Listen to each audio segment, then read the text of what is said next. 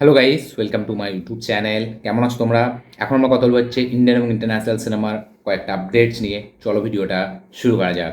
সবথেকে ফার্স্ট যেটা আপডেট সেটা হচ্ছে আমাদের বাংলা থেকেই দেবদাকে নিয়ে। দেবদার আপকামিং মাচ আউটেড সিনেমা যেটার নাম হচ্ছে রঘু ডাকাত, সেই সিনেমার শুটিং কিন্তু এবার শেষের পথে। ইয়েস, লাস্ট শিডিউলের শুটিং চলছে। এই সিনেমার গ্লিমস কিন্তু এ মাসেই আসতে চলেছে। ইয়েস, এরকমই লেটেস্ট আপডেট যে আমাদের রঘু ডাকাতের গ্লিমস কিন্তু এ মাসেই আসতে চলেছে। এরকমই এখন ইনসাইডের তরফ থেকে আপডেট উঠে আসছে। শুটিং শেষের পথে, লাস্ট শিডিউল বলা যায় চলছে। তো দেখা যাক তাহলে এর গ্লিমস আমরা এই মাসের কোন তারিখে দেখতে পাই এবং এর গ্লিমসটা কতটা ইমপ্রেস করতে পারে অডিয়েন্সকে, বাংলা অডিয়েন্সকে, সেটাতে একবার মতো বিষয় হবে। এবং খাদানের পর দেবদার রঘু ডাকাত নিয়ে আসছে, এক্সপেকটেশন বিশাল লেভেলে এবার বাড়াচ্ছে অডিয়েন্সদের মধ্যে এবং বিশেষ করে দেবদার ফ্যান্স যারা আছে তাদের মধ্যেও।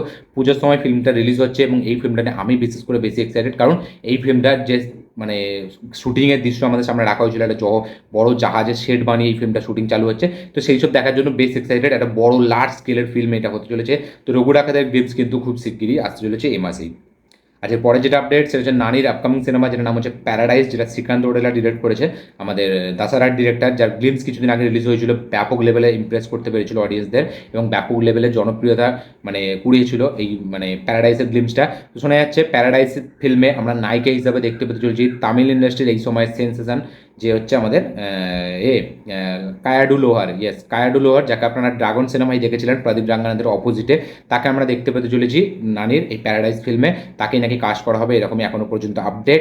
দেখা যাক তাহলে এই ফিল্মে কায়াডু লোহারকে নানির অপোজিটে কীরকম মানায় এবং তার রোলটা কতটা কি ইম্পর্টেন্ট হয়, তার ক্যারেক্টারটা কীরকমভাবে লেখা হয়, এটা দেখবার মতো বিষয় হবে। এই সিনেমার শুটিং কিন্তু খুব শিগগিরই চালু হতে যাচ্ছে। তো কায়াডু লোহারকে আমরা দেখতে পেতে চলেছি নানির অপোজিটে।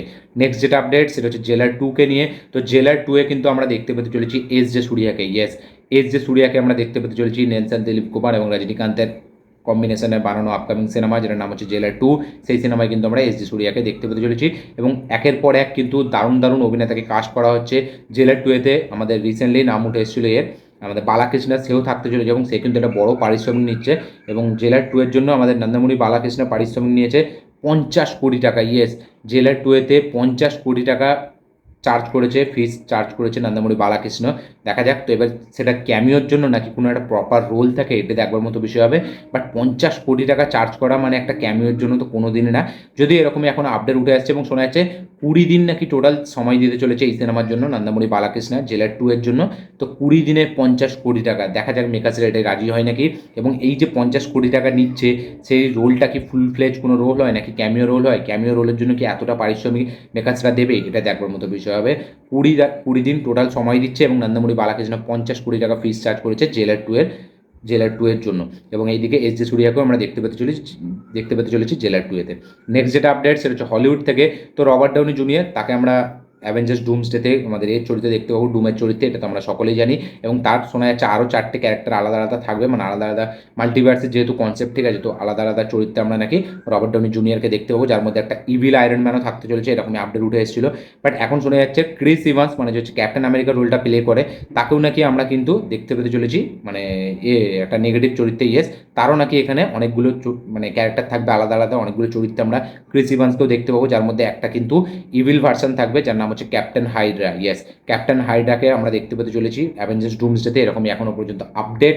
ক্রিস ইভান্সকেও নাকি আমরা রবার্ট ডাউনি জুনিয়রের মতো অনেকগুলো চরিত্রে দেখতে পেতে চলেছি, যার মধ্যে একটা হচ্ছে ক্যাপ্টেন হাইড্রা, যেটা একটা ইভিল চরিত্র, ইভিল ক্যারেক্টার। এবং রবার্ট ডাউনি জুনিয়র একটা ইভিল আয়রন ম্যানের ক্যারেক্টার, আমরা তাকে দেখতে পেতে চলেছি। দেখা যাক, এরকমই এখনো পর্যন্ত আপডেট। এবং অ্যাভেঞ্জার্স ডুমসডের অলরেডি শুটিং চালু হয়ে গেছে, নেক্সট ইয়ার রিলিজ হচ্ছে। দেখা যাক তাহলে এই আপডেটগুলো কি সত্যিই হয় ফিল্ম দেখার সময়। যদি এগুলো সত্যি হয় তাহলে এন্ড গেম যে কালেকশন করেছিল তার দুগুণ কালেকশন করবে হচ্ছে অ্যাভেঞ্জার্স ডুমসডে। দেখা যাক কী হয়। নেক্সট যেটা আপডেট সেটা হচ্ছে আমাদের ওয়ার 2-কে নিয়ে। তো ইয়াসরাজ ফিল্ম স্টুডিও ইয়াসরাজ স্টুডিওতে চালু হতে যাচ্ছে জুন মাস থেকে ওয়ার 2-এর শুটিং। ইয়েস, এনটিআর এবং ঋত্বিক রোশনের মধ্যে একটা ডান্স ফেস অফ থাকবে, ঠিক আছে। সেই ফেস অফটার শুটিং চালু হওয়ার আগেই ঋত্বিকের পায়ে চোট হয়েছিল, তার কারণে এই গানটা শুটিং হয়নি। মার্চে শুটিংটা হওয়ার কথা ছিল, বাট ঋত্বিকের পায়ে চোট হওয়ার কারণে সেই শুটিংটা হয়ে ওঠেনি। শোনা যাচ্ছে জুন মাস থেকে ইয়াসরাজ স্টুডিওতেই এই গানের শুটিংটা হতে চলেছে।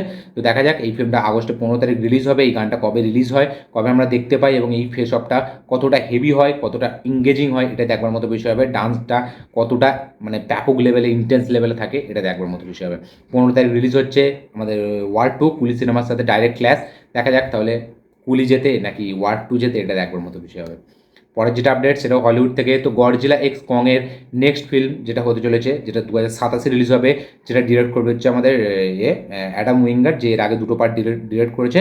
এবং এই সিনেমার রাইটার হতে চলেছে সাংচিত, যে রাইটার, ঠিক আছে, যার নাম হচ্ছে আমাদের ডেভিড কোলহাম, সেই সিনেমাটি গল্প লিখতে চলেছে। এই সিনেমার টাইটেল রাখা হয়েছে Godzilla x Kong supernova. Yes, এর একটা স্নিক পিকও ছাড়া হয়েছিল কিছুদিন আগেই, ঠিক আছে, যাতে আমরা দেখছিলাম যে একটা কম্পিউটারে কিছু গ্রাফ উঠছে টামছে, মানে একটা টাইটানের খোঁজ পেয়েছে, এরকম একটা স্নিক পিক তারা ছেড়েছিল। তো গডজিলা এক্স কং এর নতুন টাইটেল হচ্ছে গডজিলা এক্স কং সুপারনোভা। এই ফিল্মটা ডিরেক্ট করবেন পেছনের যে ডিরেক্টর, মানে যেই কং এক্স গডজিলা ডিরেক্ট করেছে সেই, এই ফিল্মের রাইটার হতে চলেছে ডেভিড কোলহাম, যে সাংচিত রাইটার। নেক্সট যেটা আপডেট সেটা হচ্ছে আমাদের একে নিয়ে, এলসিউর যে একটি আপকামিং সিনেমা, যাতে রাঘব লরেন্স আছে, সিনেমাটির নাম হচ্ছে বেঞ্চ, যে সিনেমার রাইটিংয়ের কাজ করেছে লোকেশ কানাগড়া। এই সিনেমাটি ডিরেক্ট করেছে হচ্ছে বাকিয়ারাজ কান্নান, যে এর আগে শিবাকার্তিকাকে নিয়ে রেমো বলে সিনেমাটি ডিরেক্ট করেছিল। এবং এই এলসিউর এই সিনেমায় মানে বেঞ্চ যেটা রাঘব লরেন্স থাকবে, এই সিনেমাটার নায়িকা হিসেবে আমরা দেখতে পেতে চলেছি প্রিয়াঙ্কা মোহনকে। ইয়েস, প্রিয়াঙ্কা আরুল মোহন, যাকে আপনারা নারী সারিপথা শানিবারামের যে নায়িকাটা, বা শিবকার্তিকের যে ডন সিনেমার যে নায়িকা, বা ডক্টর সিনেমার যে নায়িকা, সে প্রিয়াঙ্কা আরুল মোহন, তাকে আপনারা দেখতে পেতে চলেছেন বেঞ্চ সিনেমায়। এবং বেঞ্জের মুহূর্ত কিন্তু অলরেডি চালু হয়ে গেছে, শুটিং কিন্তু চালু হয়ে গেছে, কিছুদিন আগেই মুহূর্ত রাখা হয়েছিল, কালকে না পরশু দিন, তো এর কাজ কিন্তু অলরেডি চালু হয়ে গেছে। পরের যেটা আপডেট সেটা হচ্ছে ফার্জি সিজন 2কে নিয়ে, শাহিদ কাপুর এবং রাশি Khanna starrer much awaited upcoming sequel series, যেটার নাম হচ্ছে ফার্জি 2। সেই সিনেমার জন্য কিন্তু শাহিদ কাপুর ফিস নিয়েছে 45 কোটি টাকা। ইয়েস, 45 কোটি ফিস নিয়েছে ফার্জি 2 এর জন্য শাহিদ কাপুর। এবং এই সিরিজটা রিলিজ হবে এবছরের শেষের দিকে।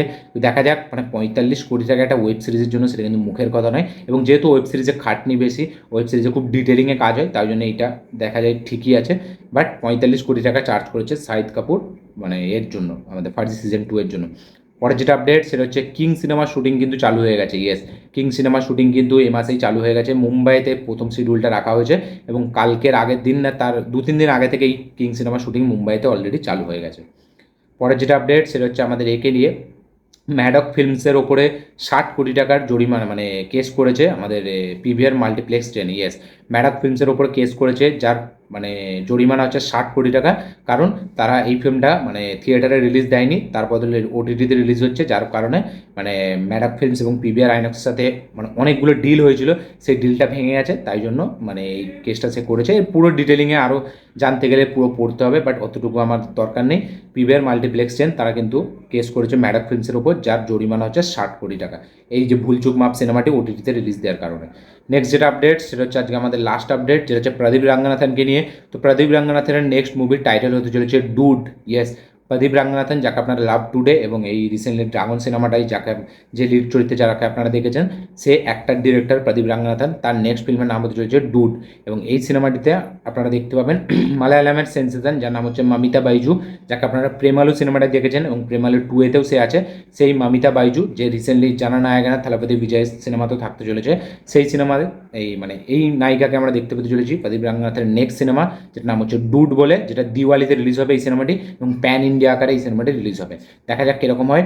এবং এই সিনেমাটা আমাদের দিওয়ালির সময় রিলিজ হবে, এবং এই সিনেমাটা দিয়ে মানে হয়তো প্রদীপ রাঙ্গানাথন মানে 3 নম্বর ফিল্ম হবে, যার হয়তো সে মানে ব্যাক টু ব্যাক 100 কোটি টাকার ফিল্ম দেবে। দেখা যাক সেটা কী হয়। এবং প্রদীপ রাঙ্গানাথের ফিল্ম আসা মানে তামিল অডিয়েন্স কিন্তু খুব লুফে নেয়। দেখা যাক সে ব্যাক টু ব্যাক হ্যাট্রিক দিতে পারে নাকি 100 কোটি টাকা। তো এই ছিল যে টোটাল আপডেট, ইন্ডিয়ান আপডেট, তার পাশাপাশি ইন্টারন্যাশনাল আপডেট। এই আপডেটগুলো দেখে জেনে শুনে আপনাদের কী বক্তব্য, কী মতামত, কী রিয়াকশান অবশ্যই কমেন্টে লিখে জানাবেন। ভিডিওটা ভালো লেগে থাকলে লাইক শেয়ার কমেন্ট করে দেবেন। চ্যানেলটি নতুন হলে চ্যানেলটিকে সাবস্ক্রাইব করবেন, বেল আইকনটি প্রেস করতে ভুলবেন না। দেখা হচ্ছে পরের ভিডিওতে, ততক্ষণের জন্য বাই।